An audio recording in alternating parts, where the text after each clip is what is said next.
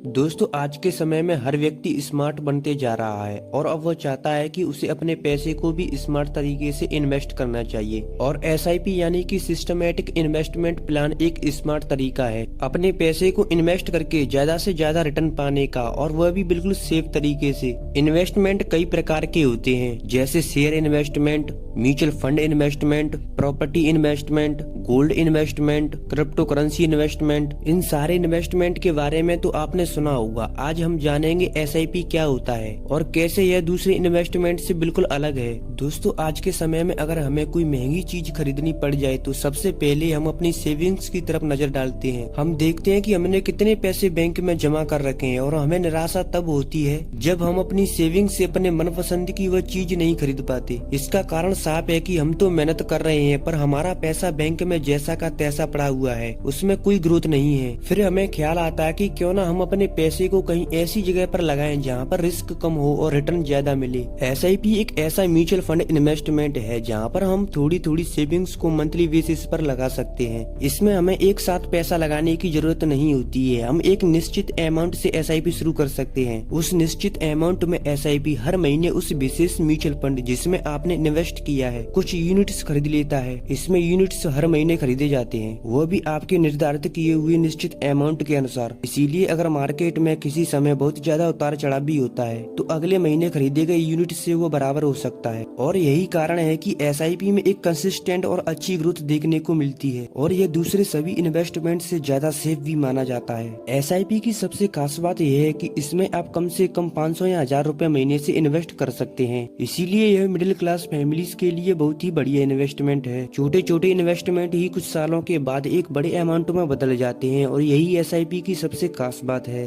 एक student, job worker, businessman और professional, इन सभी को अपनी इनकम के अनुसार एसआईपी में इन्वेस्ट जरूर करना चाहिए। बाकी दूसरे इन्वेस्टमेंट के अलावा इस इन्वेस्टमेंट पर भी ध्यान देना चाहिए। एसआईपी को आप जितनी ज्यादा सालों तक निरंतर चलाते रहेंगे आपको उतना ज्यादा फायदा मिलेगा। इसीलिए बहुत ही कम एज में ही छोटे इन्वेस्टमेंट के साथ एसआईपी शुरू करना चाहिए, ताकि जब हमें हायर एजुकेशन, शादी या और किसी चीज की जरूरत पड़े तो हम अपने इस इन्वेस्टमेंट का लाभ उठा सकें। जैसा कि मैंने पहले बताया है कि एसआईपी हर व्यक्ति को करना चाहिए, पर इसके भी अपने कुछ गाइडलाइंस हैं। जैसे एसआईपी करने के लिए आपकी एज कम से कम 18 वर्ष या उससे ज्यादा होनी चाहिए, तभी आप अपने नाम से एसआईपी में इन्वेस्ट कर सकते हैं। अगर आपकी एज 18 या उससे कम है तो भी आपको घबराने की जरूरत नहीं है। आपकी जगह पर आपके पेरेंट्स आपके नाम से एसआईपी चला सकते हैं जब तक कि आपकी एज 18 वर्ष नहीं हो जाती। जब आप 18 वर्ष या उससे अधिक हो जाते हैं, ऐसे में आपको एक एप्लीकेशन वैलिड प्रूफ के साथ ऑथराइज्ड डिपार्टमेंट को भेजना होगा, जिसके जरिए उन्हें पता चलेगा कि अब आपकी एज 18 वर्ष से ज्यादा हो गई है और अब आप अपने नाम से एसआईपी चलाने के योग्य हो जाएंगे। आपकी पुरानी एसआईपी आपके नाम पर ही पूरी तरीके से ट्रांसफर कर दी जाएगी।